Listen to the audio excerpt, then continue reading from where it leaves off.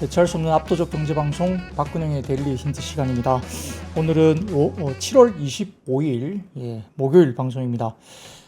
오늘은 솔직한 심정은 이 방송 도망가고 싶습니다. 오늘 시장에서 뭐 이렇게 할 수 있는 게 하나도 없었어요. 그리고 실적이 좋았던 어닝 서프라이즈가 나왔던 섹터들은 완전 급락이었죠. 뭐 예를 들어 SK 하이닉스를 포함해서 이 변압기 관련 쪽도 마찬가지고요. 뭐 실적이 좋았던 쪽은 다 급락이고 오히려 어닝 쇼크가 나오니까 오히려 뭐 반등이 나오는 좀 이상한 시장입니다. 물론 뭐 어닝 쇼크가 바닥일 수 있죠. 2분기가 바닥이라는 개념 때문에 저가 매수에서 유입될 수는 있지만 사실 좀 이해는 좀 안 됐어요. 그래서 어닝 서프라이즈가 나온 회사들이 그렇다고 해서 뭐 피크아웃에 대한 논리가 있는 것도 아니고 하반기 내년 정도까지도 좀 좋을 수 있다 이런 개념을 가진 섹터들도 오늘 너무 급락세가 장중에 심하게 나와서 이 세론 그러니까 예를 들어 뭐 조선업종도 마찬가지입니다. HD 현대 뭐 관련된 조선업종도 마찬가지고 뭔가 잘 나오니까 다 두드려 패는 뭐 그런 식으로 나왔기 때문에 상당히 좀 오늘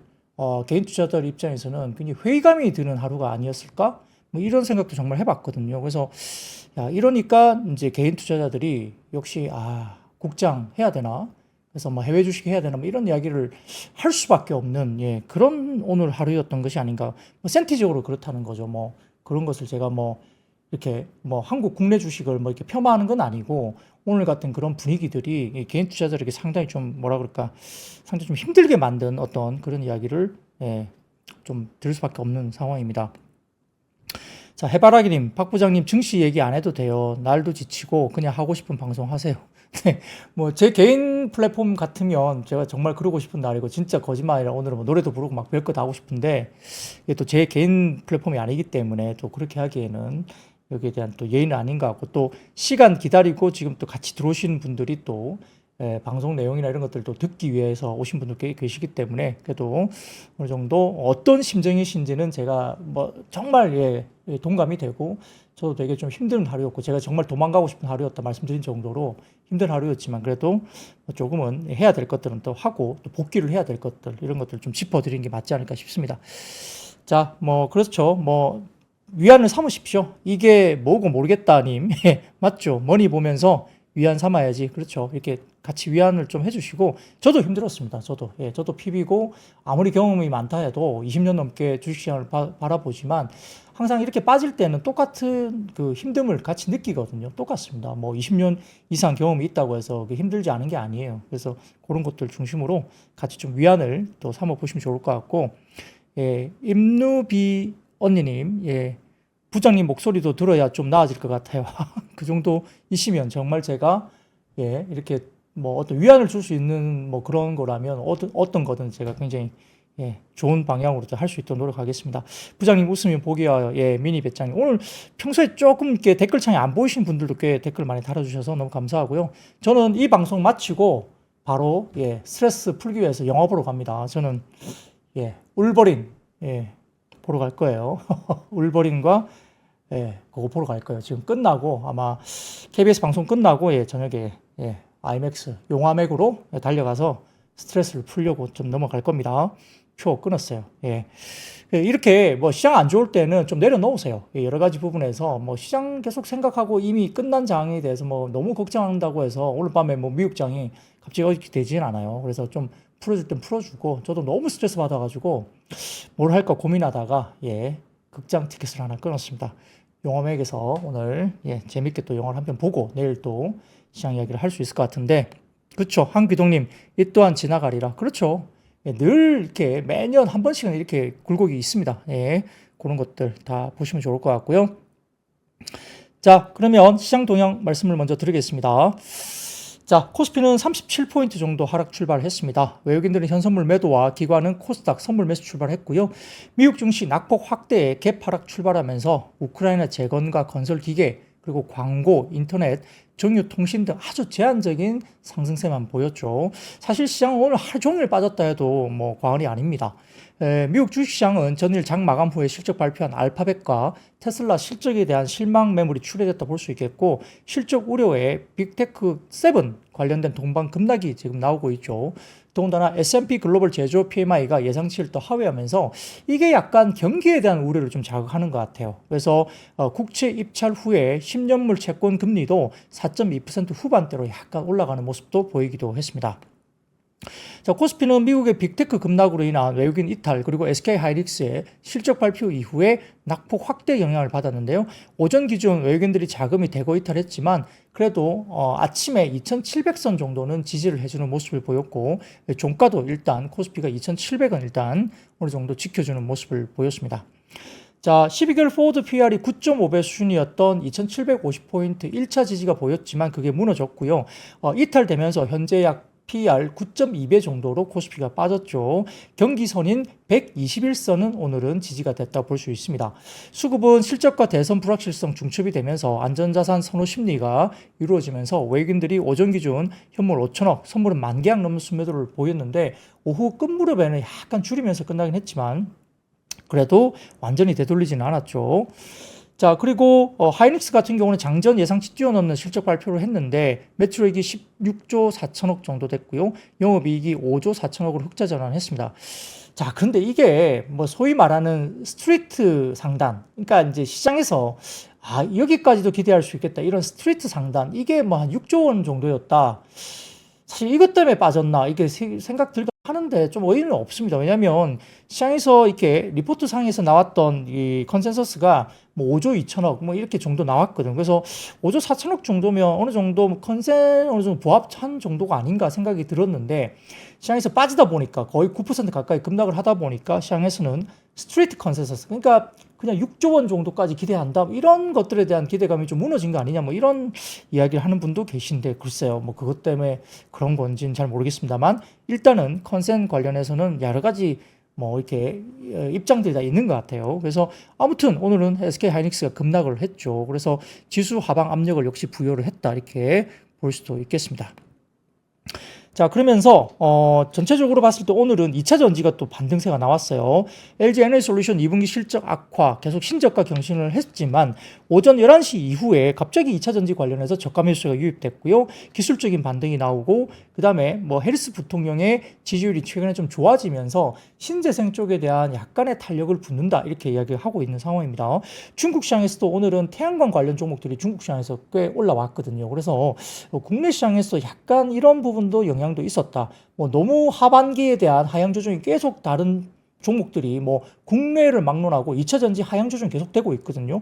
그런데 오늘은 약간 반등세가 들어오면서 2차 전지가 좀 갸우뚱했지만 그래도 저가 매수가 유입되는 모습이 일단 나타났다 볼 수 있습니다. 자, 대부분의 업종 하락했지만 통신, 헬스케어, 인터넷 게임 그리고 유틸리티 등의 상승세를 보였고 금리 인하 수혜 관련된 부분 그리고 경기 방어주 뭐 통신도 마찬가지고요. 이런 쪽이 약간의 방어를 줬다 볼 수 있겠죠. 자, 그래서 코스닥은 장중 800포인트마저 하향 돌파를 했습니다. 기술적으로 반등한 2000지 제외한 대부분 업종이 약세를 보였고요. 빅테크 차익 실현 영향에 투심 악화 매물 출회되면서 반도체 소부장 굉장히 많이 빠졌습니다. 오전 기준 신저가 종목이 코스닥에서 329개까지 나오면서 완전 진짜 시장이 무너지는 것 같고요. 이렇게 되다 보니까 종가 무릎이 코스닥이 더 많이 이제 종목별로 밀리는 모습이 나왔고 이렇게 되면 1차적으로 약간의 그 뭐라 그럴까 신용 담보 대출 우려가 좀 생길 수도 있는 그런 구간이 아닌가 생각도 좀 해봅니다. 그런 것도 좀 조심을 일단 하셔야 될 것 같고요. 그래서 2차 전지 섹터는 장 초반 테슬라와 LG 엔솔 악영향 실적 발표 영향에 신저가 경신을 보이기도 했지만 기술적인 반등이 11시 이후에 들어오면서 저가 매수세가 유입됐고 거래소에는 삼성 SDI라든지 그다음에 LG 엔솔도 꽤 상승폭이 괜찮았고 에코프로 그룹이라든지 그다음에 LNF 이런 쪽도 괜찮았고 PNT 이런 일부 장비 업종들도 반등세가 나왔습니다. 그래서 이런 부분들 상당히 조금은 뭐 스타일 변화가 살짝 있는데 연속성이 있을지는 좀 봐야 될 것 같아요. 자, 그리고 중요한 게 뭐냐면은 지금 이 부분인 것 같아요. 환율 부분인데 엔이 갑자기 강세로 돌아섰어요. 갑자기 달러 대비 강세로 돌아섰는데 여기에 대한 수급 변동성 가세에 대한 부분도 이야기가 나옵니다. 그동안 엔 약세가 지속되면서 오늘 이 이야기를 대신증권에서 했는데 엔 약세가 지속되면서 엔을 숏, 그러니까 매도를 때리고 미국 빅테크 롱 트레이드가 많았다고 해요. 대신증권에 따르면 그런 뷰가 있습니다. 최근 엔화가 급격하게 강세로 전환되면서 이에 대한 숏 청산이 이루어지고 빅테크에 대한 롱 포지션이 차익 실현 움직임이 강해지고 있다는 추정을 한다는 뭐 분석 분석 자료가 코멘트가 나왔습니다.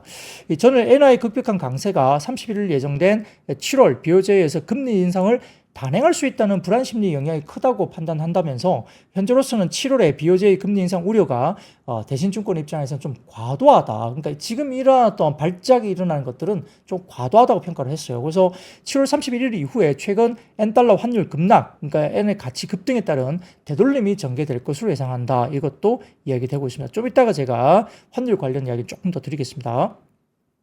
자, 그래서 펀더멘탈과 무관하게 반도체, 전력 인프라, 방산, 주가가 최근에 좋았던 업종 테마주로 차익 실현 매물이 급격하게 나타났고 급락이 나타났죠. 오늘 LG, LS 일렉트릭이라든지 HD 현대 일렉트릭 이쪽도 마찬가지고 SK 하이닉스 마찬가지죠. 이런 쪽에서 상당히 많이 빠졌고요. 방산 업종들도 꽤 많이 빠지는 모습을 보였죠. 그래서 이런 부분들이 약간 사상 최대 영업이익을 내면서 세론이 너무 강하게 나타났죠. 그래서 효성중공업도 빠지고 일렉트릭, HD 현대 일렉트릭도 빠지고요. 그럼 현대 로템, 하나시스템, LIG 넥스원도 차익 매물 실현되면서 상승폭 되돌림이 급하게 나타났습니다. 다만 이제 2차 전지 업종이 기술적 반등이 나오면서 LG 엔솔, 그다음에 삼성 SDI 이런 쪽도 괜찮았고요. 그러면서 LNF까지 종목들도 괜찮았고 에코프로 그룹도 일단 반등이 나왔습니다. 코스닥은 금융과 종이 목재 상승했고요. 반면 기계 장비와 기타 서비스 약세 이르렀습니다. 자, 시장이 굉장히 쉽지 않죠. 등골 아빠님, 울어버린. 제가 좀 전에 영화 보러 간다고 울버린, 보러 간다고 했더니, 울어버린이라고 말씀하시네요. 네, 역시, 그 정도도, 그 정도 말씀하셔도 그래도 여유가 계신 거예요. 이렇게 약간 유머까지 하실 수 있는 정도. 쉽지 않은 마음이겠죠. 저도 마찬가지입니다. 오늘은 굉장히 쉽지 않은 센티이고요. 이걸 견뎌내야 되는데, 대부분 다 그런 식으로 좀 견디고 계신 것 같네요. 각자의 방법으로 또 견디는 모습입니다만, 궁금해 하실까봐, 아무도 안 궁금해 하실 수 있는데, 궁금해 하실까봐 말씀드리자면, 영화는 혼자 보러 갑니다. 제가 영화는 되게 좋아하는데요. 네. 따로 가지 않고, 이런 날은 혼자 영화를 보러 가는 분위기입니다. 네. 그렇게 보시면 좋을 것 같고, 혹시 영화맥에서 저녁에 저를 보시면 많은 책 해주셔도 좋습니다. 혹시, 그쵸. 저를 아는 분이 영화맥에 계실 수도 있고, 그렇습니다. 자, 그러면 그렇게 이야기를 하고요. 일부 제가 매크로 관련된 이야기를 드릴 거예요. 자, 대신증권에서 코스피가 장중 2,703포인트까지 레벨 다운을 했는데 동지수대는 12개월 선행 PER 9.2배 수준으로 2022년 10월 이후에 최저치입니다. 당시에 PER 9.2배는 22년 10월에 당시 지수가 2,150에서 2,200선, 그때 거의 저점이었죠. 그래서 밸류에이션 측면에서 본다면은 PER 9.2배가 2022년에 저점에 거의 다다랐다는 거죠. 그때가 2150 딱 저점 수준에서 찍고 돌리는 자리거든요. 그래서 밸류에이션 측면에서 보면은 충분히 저평가 영역에 위치해 있는 것 같다라고 대신증권에 평가를 했고, 예상보다 낙폭이 크긴 했지만 단기 언더슈팅으로 판단했다. 그리고 6월에 이번 주말 6월 PC 둔화가 예상되고, 그 다음에 다음 주 31일 BOJ 회의에서 엔화의 급격한 강세가 좀 진정될 것으로 본다는 거죠. 8월 1일 FOMC 회의에서 금리 인하 가시화, 9월 정도의 금리 인하 가시화되면서 코스피 분위기 반전이 또 가시화될 것으로 본다는 겁니다. 더군다나 미국의 빅스가 변동성 지수가 18%로 상회했고 단기 매크로 리스크 인덱스가 0.8에 근접하면서 CNN 머니의 피어 앤 그리드 인덱스가 다시 피어, 아주 이제 우려스러운 이런 영역에 진입한다 였습니다. 그래서 단기 과열 해소와 매물 소화의 정점권에 근접하고 있다고 판단하면서 급격한 변동성 확대 이후의 여지는 조금 있을 수 있겠지만은 현재 지수대에서는 물러서기보다는 오히려 변동성 활용을 이용한 트레이딩 전략을 강화할 수 있다, 이렇게 분석도 했습니다. 자, 그래서 오늘 한국투자증권에서는 장중에 또 코멘트를 냈는데 제 기억으로는 PER, 코스피 기준 PER 9배 정도까지는 혹시 좀 열어둬야 될 수도 있겠다 이야기를 하면서 그 자리가 2650 정도 이야기를 했습니다. 그래서 오늘 종가 기준으로 본다면 한 60포인트 정도 남았죠. 60포인트 정도면 종목별로 한 2, 3% 정도 수준일까요? 네, 모르겠습니다만 아무튼 2650 정도까지 가능성은 좀 열어둔다 이야기를 한국투자증권은 했고, 대신증권에서는 지금 2700포인트 PER 9.2배 수준이 22년 10월 이후에 최저치고 당시 코스피 지수대가 2150 정도까지 PER 9.2배였다. 그 정도면 거의 바닥권 아니냐 이야기를 하고 있는 것 같아요. 그래서 뭐 누가 알겠습니까? 기본적으로 바닥권이 어딘지는 아무도 맞출 수 없겠지만 지나서 이제 이야기를 할 수 있는 거지만 그래도 여기서 언더슈팅 정도는 온 거 아니냐 이런 이야기를 조금씩은 하고 있는 것 같고요. 조금 더 뭐 코스닥 같은 경우는 지금 수급 이슈가 좀 있을 수 있어요. 800포인트가 무너졌기 때문에 신용담보대출 매물에 대한 이슈가 좀 있을 수 있어서 조금 조심을 하셔야 되겠지만 뭐 좀 견딜 수 있는 리스크 관리는 좀 하셔야 되겠지만 여기서 막 다 던지고 나간다 이건 좀 아닐 수 있다. 근데 문제는 돌아설 때 어떤 섹터가 돌아설 것이냐가 가장 큰 문제겠죠. 이게 다 중요한 거 아니겠습니까? 지수가 문제가 아니라 돌아설 때 어떤 섹터가 돌아서느냐 이게 가장 중요한 것이 아닌가 싶습니다. 자, 마이송송님, 멋진 사람 박 부장님 라이브는 처음이네요. 네, 매일 좀 들어와서 보시면 더욱더 제가 힘이 날 것 같습니다. 하루 정리하는데 제가 도움을 꼭 드리겠습니다. 자, 그러면 그 다음 섹터 또 이야기 드리겠습니다. 자, 그 다음 표 보여주세요. 자, 7개의 빅테크 역대 시총 감소 상위 탑10입니다. 그게 날짜가 7월 24일 어제가 시총 증감이 거의 역대급이네요. 지금 1위입니다. 1위. 어제가 시총 감소 탑인데 지금 7,600억 달러 정도 되나요? 네. 시총 증감 마이너스가 역대 순위 1위입니다. 어제가 가장 많이 빠졌네요. 자, 이렇게 나오고 있고요. 참고하십시오. 자, 그 다음 표 보여드리겠습니다. 자, 그래서 이렇게 막 나오는데 7월 들어서 확대되는 변동소 이렇게 보면은 약 7,600억 달러 정도 역대 최고 기록으로 어제 빠졌다는 겁니다. 그래서 왜 이렇게 많이 빠졌을까 이런 부분들을 좀 봐야 될 것 같은데 자, 이런 이야기가 있어요. 자, 그 다음 자료 보여드릴게요. 이겁니다. 이 일부에서 이야기 나오는데 이게 리스크 앤 리턴이라는 플랫폼에서 올려주신 자료인데 이게 골드만삭스에서 나온 자료인데요.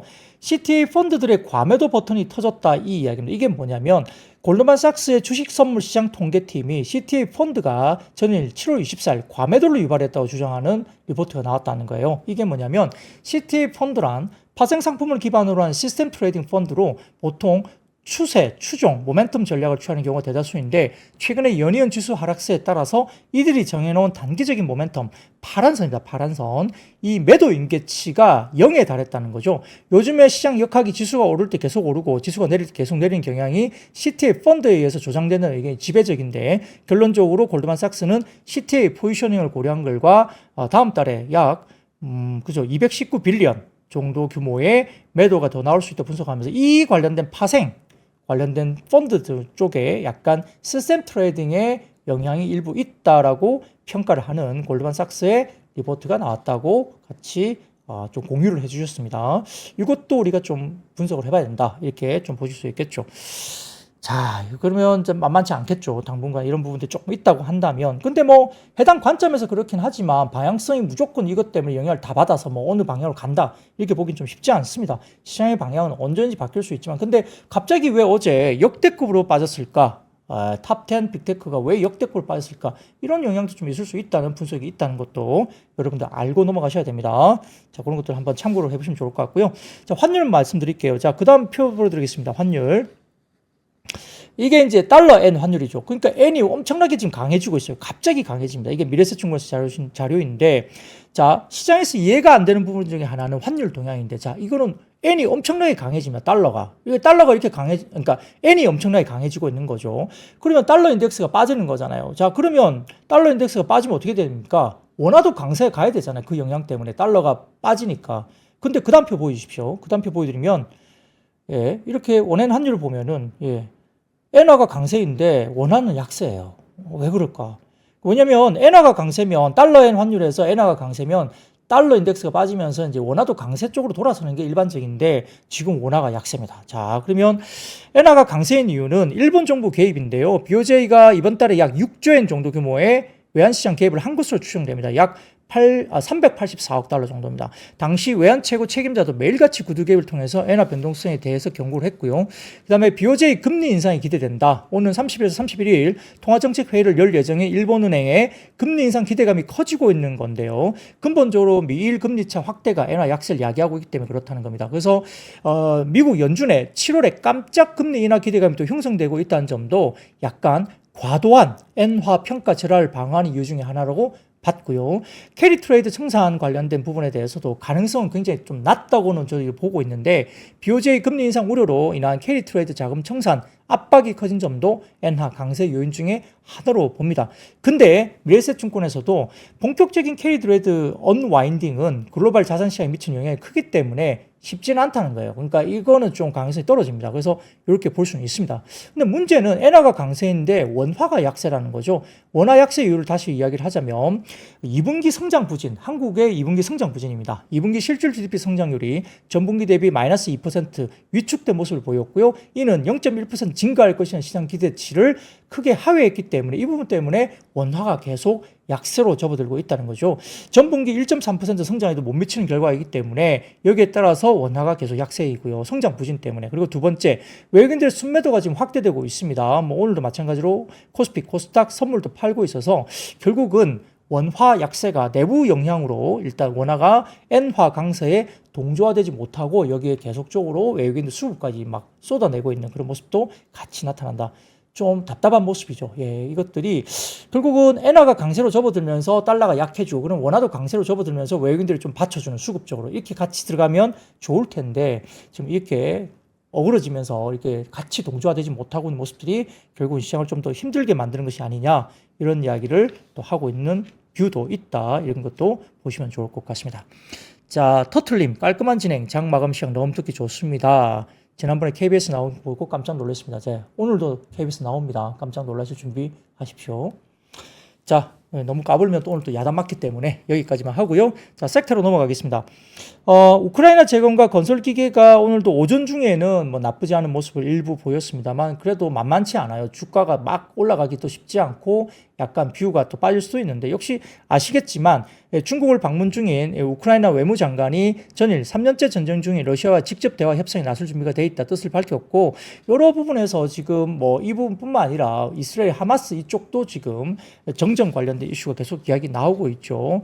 여기에 대해서 뭐 트럼프 전 대통령 당선 기대감도 다소 좀 아직까지는 좀 높은 편이기 때문에 여기에 대해서도 역시 당선되면 1월 취임 이전에 전쟁을 끝내겠다 공언한 바가 있습니다. 여기에 따라서 뭐 SG라든지 그다음에 히림, 다스코, 현대 에버다임, 뭐 다산 네트워크스, SY 스틸텍 뭐 이런 관련된 재건이나 건설기계 쪽이 일부 움직이기를 했는데 자, 근데 그 외에도 다울투자증권에서 건설기계 관련된 이야기를 하고 있으면 저는 이제 이런 아까 말씀드린 SG 이런 종목들은 뭐 테마성 움직임이기 때문에 우리가 뭐 수급적으로 날아가는 걸 어떻게 할 수는 없고 건설기계 기본적인 좀 모습을 보자면 이 다울투자증권의 리포트를 좀 봅니다. 그래서 HD 현대건설기계 이런 쪽 관련된 부분들이 좀 견주하게 그래도 올라가고 있고요. 현대인프라코어 같은 경우도 일부 좀 올라가는데 HD 현대건설기계 같은 경우는 목표주가 상향 조정이 계속 이루어지고 있어요. 그래서 하반기 금리 인하 기대감 그리고 재건 이슈까지 이루어지면서 건설기계 섹터가 약간 야금야금 어느 정도 받쳐주면서 가고 있다. 이런 것들도 저희가 꼭 체크를 해보시면 좋을 것 같고요. 그래서 건설기계 헤비 두 개사의 다울투자증권의 이야기가 2분기 실적만 놓고 보면 전년 대비는 부진이 계속되고 있다. 컨센 하회하고 있는데 자 3분기부터 작년 3분기부터 피크아웃에 대한 부진은 계속되고 있지만 올해 3분기에는 기저효과가 이루어지고 올해 4분기부터는 디스타킹 다시 재개가 되면서 금리 인하로 회복이 시작될 가능성이 높다고 보면서 지금은 주식을 투자할 만한 시점이다. 건설기계 투자할 만한 시점이라고 봤습니다. 자, 사진을 먼저 띄워주시면 다울투자증권의 건기 두 개사의 올해 2분기 매출 YY 20% 정도의 안팎의 하락세가 나타난 거죠. 그래서 좀 업황은 안 좋아요. 근데 하반기 이후에는 좀 좋아진다. 금리 인하가 이루어지면서 4분기 정도부터는 굉장히 좋아질 수 있다. 회복을 할 수 있다. 이렇게 보는데 오른쪽 보시면 선진시장에서 딜러망 재고로 가장 크게 빠지고 있습니다. 지금 보시면 HDI라고 표시되어 있는 게 인프라코어 같고요. 그 다음에 여기 보면은 HC라 보는 게 아마 건설기계 같거든요. 그리고 보시면은 이렇게 재고가 지금 빠져 있는 모습이 보이시죠. 그래서 마이너스 32, 마이너스 19% 이렇게 빠져 있습니다. 그러니까 재고가 많이 빠져 있고 금리 인하가 되면 하반기에 리스타킹이 되면서 아마 업황이 돌아올 것으로 이렇게 보는 것 같아요. 그래서 이렇게 재고망도 건설기계 쪽이 상당히 바닥권에 나와 있다. 금리 인하가 되면서 인프라 쪽에 살아날 가능성이 있다라고 좀 보는 것 같고 여기 재건 관련된 또 이러한 이슈까지 센트까지 겹치면서 건설기계가 좀 좋아지는 거 아니냐 이렇게 보는 것 같습니다. 그래서 지금 재건 복구와 밸류업을 이유로 적정 건설기계 관련된 현대인 건설기계 이쪽을 목표주가 상향 조정하고 있고 인프라코어는 어느 정도 11,000원 정도 유지를 선호주로 이야기를 하고 있는 것 같습니다. 자, 그 다음 표를 보여드릴게요. 신흥시장에서 함께 뭐 성장이 약간 마이너스 쪽으로 가고 있는데 AC HC 같은 경우는 아마 현대건설기계 같아요. 이쪽은 인도 브라질에서 22% 성장을 하고 있는 모습을 보이고 있고요. 오른쪽 보면 지금 중국에서는 다소 조금은 기저로 회복을 하고 있는데 현대건설기계가 약간의 회복세가 확실히 24% 중국 시장에서 나타나고 있습니다. 다만 최근에 중국의 매출 규모가 상당히 줄어들었죠. 그래서 매출 규모가 좀 많이 줄어들었기 때문에 의미가 조금 작을 수는 있지만 그럼에도 불구하고 중국 시장에서 현대건설기계가 지금은 회복세가 24% 나타나고 있습니다. 자, 그 다음 표 보여드리겠습니다. HC 현대인프라코어하고 현대건설기계 PER이 약 한 8배, 9배 정도 수준이죠. 야, 근데 아래쪽 보세요. 캐터필러나 그 다음에 다른 이게 코마츠 이 관련된 PER이 지금 어느 정도입니까? 10배가 넘고요. 그 다음에 캐터필러 같은 경우는 지금 PER이 15배 정도 되죠. 아래쪽에 보시면. 아래 왼쪽에 보시면 캐터필러 15배, 그리고 밑에 오른쪽 보면 한 11배 정도 나와 있죠. 근데 국내 회사들이 한 8배, 9배 이 정도 수준입니다. 그래서 상대적으로 피어 그룹 대비 조금은 저평가되어 있다는 모습도 있기 때문에 이렇게 본다면 건설기계 관련된 하반기 기대감을 가지고 일부 재건 관련된 이슈가 물리면서 조금은 투자들이 좀 들어올 수 있지 않느냐 이런 이야기를 최근에 하고 있는 것 같습니다. 자, 참고로 해보십시오. 자, 그 다음입니다. 자, 반도체와 AI 관련된 주식들이 역시 빠졌는데요. 자, 알파벳 같은 경우가 실적은 괜찮았어요. 근데 하반기에도 AI 관련된 캐펙스를 대규모로 투자를 한다. 이게 나왔잖아요. 자, 이게 뭘 주는 거냐. 2분기 실적은 굉장히 좋았습니다. 서프라이즈가 나왔는데 하반기 AI 투자를 많이 하는데 투자는 계속 늘어나는데 수익성은 글쎄, 그러면 투자는 계속 해야 되고 수익성은 상당히 좀 그러면 부러질 수도 있지 않나? 약간 우려를 하는 것 같아요. 그래서 이런 부분들이 결국은 이야기가 나오면서 전망치를 충족하는 부분이 있겠지만 AI 캐펙스가 증가하는데 수익성이 조금은 꺾일 수도 있다. 이런 지출을 통해서 여러 가지 부분에 대한 인프라 투자에 대한 감당을 할 수 있는 부분들이 약간 우려가 있는 것 같아요. 그러다 보니까 아까 말씀드린 대로 뭐 일부 반도체주도 꽤 빠지고 있고 빅테크 관련된 쪽도 AI 열풍으로 상반기 랠리를 이루었지만 하반기에 지속적인 AI 투자를 계속 이루어준다는 것 때문에 이익단이 조금은 약간 뭐 낮춰야 되지 않나? 우리가 기대하는 이익단의 비용에 대한 부분도 너무 커지는 거 아닌가? 이런 생각을 좀 했던 것 같아요. 그래서 빅테크 기업들이 많이 빠졌고요.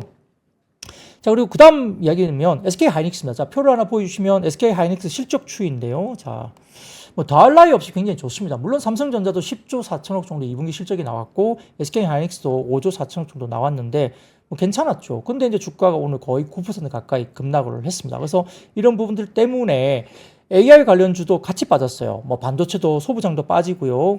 근데 오늘 두산 테스라는 갑자기 또 급등했습니다. 그건 좀 이따 말씀드리고. 그래서 이렇게 빠지고 그다음에 AI 관련된 주식들, 마음 AI, 뭐 모델 솔루션, 뭐 이런 이스페타스 이쪽도 많이 빠지고요. 그다음에 오늘 전력 설비나 전선 이쪽도 역시 여러 가지 테크 쪽과 관련된 전력기기 쪽도 역시 급락세를 나타내는 모습을 같이 보였습니다. 자, 그다음 보여드리면 SK 하이닉스 시장 전망입니다. 역시 나쁘지 않아요. 이렇게 서머리 관련된 쪽은 좀 참고를 해보시면 좋을 것 같고, 자, 그 다음 표를 보여주시면 캐펙스 전망입니다. 자, 디램 관련된 부분들도 캐펙스가 신중히 결정한다는 겁니다. 그래서 상당히 캐펙스가 많이 진행되는 게 아니기 때문에 보수적인 캐펙스 집행 때문에 가격, 디램이나 낸드 이쪽도 마찬가지고요. SSD 이쪽도 상당히 좋아질 것으로 보고 있어서 역시 상당히 좀 나쁘지 않은 컨퍼런스 콜을 한 것 같습니다. 자, 그 다음 표도 보여드리겠습니다. 그 다음 표도 테크 제품에서 HBM3E 같은 경우도 역시 3분기 이후에 12단 제품이 계획대로 3분기 양산 시작, 4분기부터 아마 엔비디아 쪽으로 고객형 공급 시작이 하이닉스가 될 것 같다 이야기하는 것 같고요. 뭐 낸드도 마찬가지로 이 SSD 판매 확대가 되면서 이쪽이 상당히 매출액이 전년 대비 4배 가까이 성장한다. SSD 성장은 테슬라 쪽도 SSD 에너지 저장 장치가 엄청 좋거든요. 그 마찬가지로 하이닉스도 그렇습니다. 그래서 이런 부분들이 HBM3E 12단 제품이 계획대로 3분기 양산, 4분기 고객에 공급을 한다 이렇게 이야기를 했습니다. 자, 거기서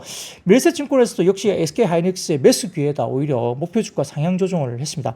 밀세증권에서는 오늘 오후에 목표 주가를 26만 원으로 오히려 SK 하이닉스를 낙폭 과대로 오히려 매수 기회다 이렇게 봤거든요. 그래서 내년 시장도 더 우호적이다 이렇게 이야기를 하고 있고요. 자, 표를 보여드릴게요. 첫 번째 표 보여드리면 서버 수요 추이 전망입니다. 역시 상승률이 역시 올라가는 모습으로 쭉쭉쭉 나타나고 있고요. 23년 2분기를 저점으로 25년까지 역시 더욱더 올라가는 모습을 보입니다. 위쪽 보시면. 그리고 글로벌 빅테크의 서버 내용 연수 추이도 이렇게 올라와 있는데 역시 투자는 캐펙스는 계속 할 수밖에 없죠. 그리고 아래쪽 보시면 그래픽 디램 수요 비트 그로스도 역시 24년부터 25년 의미 있게 증가한다. 이렇게 본 것 같습니다. 뭐 여기에 따라서 뭐 고객사의 블랙웰 플랫폼 판매와 그리고 루빈 플랫폼 이어지면서 가속기 HBM 탑재량의 증가율이 85% 이상으로 올해의 성장률 66.5%를 초과할 것으로 기대한다. 이렇게 이야기를 또 했거든요. 그리고 그 다음 표를 보여드리면 DRAM DDR5 계약 가격과 추이 전망인데요. 역시나 살짝 다시 또 튀어오르는 모습을 보입니다. 올해 3분기에 살짝 그 폭이 쉬는 듯한 모습을 보이지만 다시 내년 1분기, 2분기, 3분기까지 튀어오른 모습이 다시 보이거든요. 그래서 고점은 아니라는 거죠. 여기서 피크아웃은 아니다. 이렇게 보는 것 같습니다. 그래서 이렇게 봄에 따라 25년 DRAM의 공급 충과율은 마이너스 9.3% 오히려 DRAM의 공급이 오히려 마이너스 9.3%로 또 오히려 줄어든다는 거죠. 그래서 올해 마이너스 5.1%보다 더 타이트한 수급이 계속적으로 심화될 것으로 전망을 했고요. DRAM 예상 가격은 내년에 40%대 정도의 성장세가 지속될 것으로 미래증권에는 이야기를 했습니다. 여기에 따라서 상당히 긍정적인 이야기를 계속 했어요. 자, 근데 오늘 왜 급락을 했을까 생각을 좀 해보면 자, 어제 아마 그 하이투자증권의 송명섭 연구원께서 나오셔서 조금 뷰를 말씀 주셨는데 HBM 시장만 놓고 보면 자, 엔비디아 입장에서는 올해 SK 하이닉스가 이렇게 공급하는 HBM만 가지고도 올해 캐펙스는 충분히 가능하다고 보신 것 같고 내년 1분기 정도 되면은 아마 삼성전자의 HBM을 쓰지 않으면 약간의 공급에 차질이 있을 것 같다. 수요 대비. 그래서 아마 하반기에는 삼성전자의 HBM3E가 어느 정도 이제 하반기에 아마 양산 관련된 콜 통과 테스트는 상당히 기대감이 높아지고 있을 가능성이 높다. 그래서 내년 1분기에 삼성전자 좀 들어가게 될 텐데 그렇게 되면 약간의 공급 과잉 이슈가 HBM 쪽에서 좀 생길 수 있는 것이 아니냐 뭐 이런 송명석 연구원께서 말씀하신 부분이 좀 일부 있습니다. 아마 어제 오전에 삼프로TV에서 아마 출연하셔가지고 말씀을 좀 주신 것 같고요. 그래서 HBM 관련된 공급 과잉 이슈 뭐 이런 것들이 살짝 일부에서 이제 뷰를 가지고 말씀하시는 쪽도 지금 나오고 있다고 볼 수도 있죠. 그래서 약간의 뭐 SK 하이닉스가 뭐 그런 부분에 영향을 받는 것인가라고 고민이 좀 됩니다. 자, 근데 더 재밌는 자료 하나 보여드릴게요. 그 다음 표를 보여드리겠습니다. 자, 그 다음 표 이게 뭐냐면 HBM 각각의 제품군들에 대한 가격 분위기거든요. 보시면은 자, 빨간색이 HBM2 관련된 제품 가격이고요. 노란색이 HBM2E, 그 다음에 중간에 약간 연두색인가요? 이게 HBM3, 그 다음에 짙은 파란색이 HBM3E, 그 다음에 그 위에 HBM4 이렇게 나와 있고 이렇게 보라색으로 되어 있는 것이 에버리지 평균 단가거든요. 자, 이게 보면 HBM4는 당연히 뭐 상당히 높게 형성될 수밖에 없겠죠. 나온다면. 근데 3E 같은 경우도 파란색인데 자, 24년 정점을 이후로 25년부터는 가격이 빠지겠죠. 자, 이게 이제 해외 쪽에서 나오는 이제 가격에 대한 추이 전망 자료로 나온 것 같은데요. 자, 이 자료는 굉장히 독특한 이름의 플랫폼인 똥밭에 굴러도 주식이라는 사이트에서 이렇게 올려주셔가지고 아주 독특한 자료라 제가 한번 가져와 봤습니다. 그래서 HBM 가격 변동 추이 전망 자료를 이제 갖고 온 것인데요. 물론 이건 틀릴 수도 있지만 이런 자료들이 좀 있다는 거죠.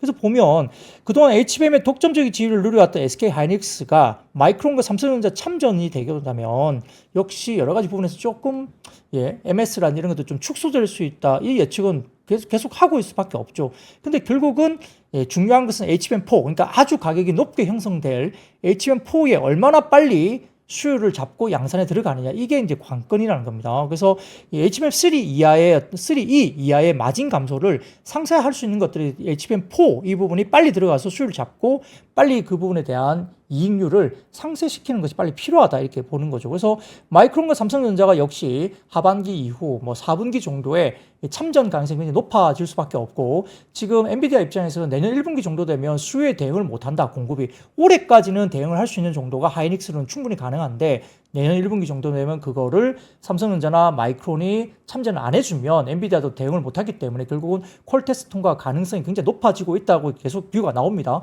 그렇기 때문에 그렇게 되면 여기에서 약간의 뭐 이익률이라든지 마켓 쉐어가 좀 빠지게 된다면 이런 것들에 대한 공급 과잉 논란에 대한 가능성, 이런 것들이 좀 조심스럽게 나올 수 있다 이야기죠. 뭐 그거는 뭐 뷰가 틀릴 수도 있고 맞을 수 있는데 그런 뷰들이 좀 조심스럽게 지금 나오고 있다, 그렇게 이야기를 하고 있습니다. 그런 것들도 좀 한번 저희가 좀 면밀하게 한번 고민을 해볼 필요가 있어요. 자, 그런 것들 좀 보시면 좋을 것 같고요. 자, 그 다음에는 메리츠증권에서 IT 소재 장비 관련된 첨단 패키징 시대라 해가지고요. 첨단 패키징 기술 발전 트렌드 관련해서 결국은 침릭 구조와 이종 집적 패키징이 활발히 도입되면서 AI GPU로 인해서 수요가 급증하는 2.5D 패키징, 조형치 확장되는 3D 패키징이 주목된다. 이렇게 이야기를 했고요. 여기에 따라서 대표적으로 뭐 팬아웃 패키징, HBM 이런 것들이 이야기되면서 모든 탑티어 파운드리 IDM 업체들의 패키징 로드맵에는 하이브리드 본딩이 존재할 수밖에 없다고 이야기를 하면서 두 번째로는 주요 업체별 첨단 패키징이 업데이트될 수밖에 없다 이야기를 합니다. TSMC의 코어스 캐파가 올해 같은 경우는 그리고 내년 같은 경우는 매년 100% 이상 증가할 수밖에 없는데 폭발적인 수요 대응을 위한 공격적 증설이 계속되고 있는 거죠. 그래서 기술 발전이 TSMC의 코어스 같은 경우는 대형화 그리고 원가 절감을 통한 응용처 확대로 전개될 가능성이 높은데 여전히 뭐 부분에서는 삼성전자도 AI 토탈 솔루션 제공 전략을 계속적으로 고수하고 있다. 유일하게 메모리, 설계, 바운드리를 모두 한 번에 할 수 있는 이점을 활용할 수밖에 없는 거죠. 삼성전자는 턴키가 가능하다는 거죠. 그래서 이런 것들이 되기 때문에 후공정 이슈 관련해서도 역시 레거시 메모리 위주의 비중 확대가 예상된다고 봤습니다. 여기에 따라서 첨단 패키징 공급 부족에 따른 뭐 글로벌 후공정단의 낙수 효과도 진행 중에 있다. 이게 보면서 역시 뭐 글로벌 후공정의 캐펙스 상향, 신규 투자 계획 발표가 이루어지면서 메리츠증권에서는 IT 소재 여러 가지 관련된 소부장 관련된 부분에서 하나마이크론을 탑픽으로 잡았고요. 관심종으로서 인텍플러스와 두산테스나, 리노공업과 ISC, 리노공업과 ISC까지 긍정적으로 봤습니다. 그래서 두산테스나가 오늘 급격하게 좀 올라온 이유도 글쎄요, 이 리포트 때문에 그런 건지는 모르겠습니다만, 오늘 메리츠증권에서 두산테스나도 관심주로서 제시를 했고요. 그 외에도 인텍플러스, ISC, 리노공업 말씀드렸고 탑픽으로 하나마이크론 정도를 또 말씀을 드렸습니다. 자, 그리고 다울투자증권에서도 반도체 관련된 대선 영향 분석인데, 자, 그 다음 표 바로 보십시오. 보시면은, 사이클 시나리오 추정해가지고 약간, 2024년 4분기까지 조금 올라가다가, 자, 그러면서 살짝 조정받다가, 그 다음에 25년, 26년까지 쭉쭉쭉 올라가는 모습까지 보이죠. AI 수요와 그 다음에 범용 수요가 또 올라간다는 겁니다. 그래서 다울투자증권은 시계열로 봤을 때 아주 좀 길게 보는 것 같아요. 자, 그 다음 표 보십시오. 자, 23년, 24년, 25년, 26년 사이클 전망인데, 자, 범용 수요가 올해 2분기부터 범용 수요가 상당히 많이 증가되면서 6개분기 가격 상승을 계속적으로 이루어질 것이다. 과거에 2016년 3분기부터 2018년 3분기까지 상승 사이클과 유사하게 다울투자증권에서는 이번 범용 수요가 24년 2분기부터 25년 4분기까지 6개분 계속 움직인다는 거죠. 그리고 AI 효과가 그 뒤에 26년 2분기까지 온디바이스, PC나 모바일 뭐 이런 쪽으로 쭉쭉쭉 나간다고 본 것 같습니다. 그래서 다울투자증권에서는 수요의 레벨이 아닌 시점에서의 영향이 유력하다. 그러니까 이제 굴곡이 있을 수 있잖아요. 좋았다가 살짝 쉬었다가 올라가는 굴곡. 그 사이에 좀 쉬어간다고 일단 보는 것 같아요. 그래서 이 다울투자증권에서는 반도체 업황 고점을 26년 상반기까지 고점을 봤고요. 주가 고점은 25년 하반기가 반도체 쪽의 주가 고점을 상당히 공격적으로 본 것 같습니다. 그래서 이렇게 추정을 한 것 같습니다. 이런 것도 좀 체크를 다울투자증권의 반도체 대선 영향 분석을 리포트를 한번 찾아보시면 좋을 것 같고요. 자, 그 다음 표 하나 보여드릴게요. 헤드라인입니다. 이게 블랙럭 관련된 헤드라인인데요. 리포트인 것 같아요. 기술주들의 높은 실적 전망을 유지한다. 이렇게 역시 미국 주식과 AI 테마에 대해서 긍정적인 이야기를 블랙럭이 역시 이야기를 하고 있습니다. 리포팅을 하고 있는 것 같아요. 예상보다 낮았던 미국의 6월 CPI 데이터가 추후에 PC 데이터에 미칠 영향을 주시하면서 역시 수개월 내 금리 인하 개시할 것을 보고 있고요. 단기적으로 역시 기술주 주도의 하락세가 있었지만 단기적으로 변동성이 지속될 것은 보이지만 역시 미국 주식과 AI 테마에 대한 긍정적 이야기를 했고요. 자, 그 다음 리포트 하나 보여드리겠습니다. 리포트 보여드리면 테크웨이입니다. 오늘 급락을 했는데 어제 시티그룹에서 어제 테크웨이 관련된 리포트가 나온 것 같아요. 시장 이야기 바이 제이슨 플랫폼에서 이 리포트를 올려주셨는데 테크웨이 관련해서 강력한 수요 근거로 캡파업을 공식적으로 언급을 하면서 어제 테크웨이 좋았죠. 근데 오늘 급락을 했습니다. 근데 여전히 해외 쪽에서는 테크웨이를 굉장히 좋게 보고 있다. 이렇게 볼 수도 있겠습니다. 자, 그 다음입니다. 2차 전지 관련해서 오늘 반등세를 줬습니다. 기술적인 반등이 될지 연속성을 가지고 있을지를 한번 지켜봐야 되겠습니다만 역시 테슬라도 장 마감 후에 예상치를 하회하는 부진한 실적을 냈고요. 그 외에도 여러 회사들이 입장에서 상당히 좀 하향 조정하고 있죠. 더군다나 자율주행 로보택시 공개 시기를 10월 10일로 연기하면서 자율주행 관련주도 상당히 많이 빠졌죠. 자, 근데 그 다음 표 보여주십시오. 테슬라 분기별 인도대스와 어닝인데요. 보시면은 이번에 2분기 인도됐습니다. 1분기보다는 조금 나아졌어요. 반등을 줬다. 이게 바닥권을 이야기할까요? 자, 그래서 반등을 줬나? 모르겠습니다. 자, 그 다음 표 보여주시면 어닝도 마찬가지입니다. 어닝도 1분기보다 2분기가 조금 좋아지고 있죠. 그래서 이게 바닥 콜이라면 오늘 2차 전지의 약간의 돌림은 뭐 이해가 될 수 있는 부분도 될 수 있습니다. 더군다나 미국 포드도 시장 예상을 밑도는 2분기 실적을 냈어요. 그래서 이런 부분들 볼 수 있겠고요. 포드 같은 경우도 상당히 조금은 아마 빠질 것으로 보는 것 같습니다. 자, 이런 것들도 좀 보시면 같이 좀 어렵게 가고 있는 모습이고요.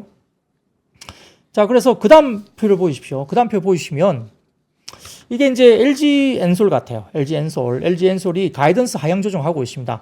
정정 전에는 24년 1월 달에 LG 엔솔이 가이던스를 냈는데 올해 매출 목표를 전년 대비 미드 싱글 퍼센트 성장을 줬고요. 그 다음에 24년 미국의 IRA 텍스 크레딧도 예상 수혜 규모가 45에서 50기가와트시를 봤거든요. LG 엔솔이. 근데 낮추었고요. 자, 그 다음 표 보여주세요.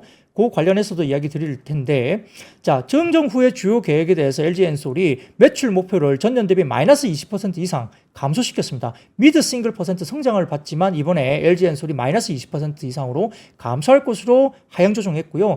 미국의 IRA 텍스 크레딧 예상 수혜 규모도 45에서 50기가와트시에서 지금 30에서 35기가와트시로 낮추었습니다. 그러니까 업황이 하반기에 더 안 좋다고 보는 것 같아요. 자, 그 다음 표 보여드리겠습니다. 이것도 뭐냐면은 LG화학입니다. LG화학.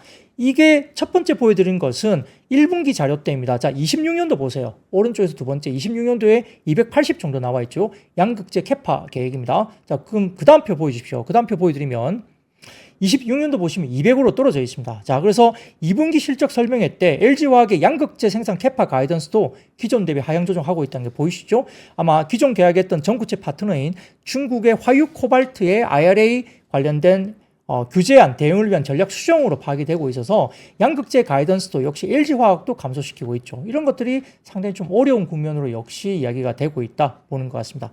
다만 그 다음 헤드라인 로이터 통신 헤드라인 보여드리면 키움증권에서 올려주셨는데 LG 엔솔이 역시나 유럽 내 저가 배터리 생산을 위해서 중국의 양극재 공급사 세 곳과 논의를 하고 있고 최근 프랑스 자동차 업체인 르노가 LFP 배터리 공급업체로 LG 엔솔과 CATL을 선정했다. 그래서 조인트 벤처 설립을 했고 장기 공급 계약 등 다양한 방법을 검토 중이다. 그러니까 우리의 양극재 셀도 결국은 저가 배터리에 대응을 하면서 이런 뭔가 해결책을 모색을 하고 있다 이런 것도 나쁘지 않은 이야기가 될 수 있죠. 그리고 4680 배터리, 그러니까 지금 테슬라 하고 있는 4680 배터리가 하반기에 여러 가지 개선을 제대로 못하면 포기하겠다 이야기를 했기 때문에 지금 만약에 그렇게 되고 나면 LG 엔솔이 하고 있는 4680 배터리에 대한 수혜, 반사 수혜가 또 될 수도 있겠죠. 뭐 그런 것들이 역시나 뭐 GM이 됐던 지금 LG 엔솔이 됐던 하향 조정되고 있는 부분이 있지만 그 사이에 지금 뭐 호재도 있을 수 있는 국면도 일부 우리가 부각될 수 있기 때문에 그런 것들도 생각을 좀 해볼 필요가 있겠습니다.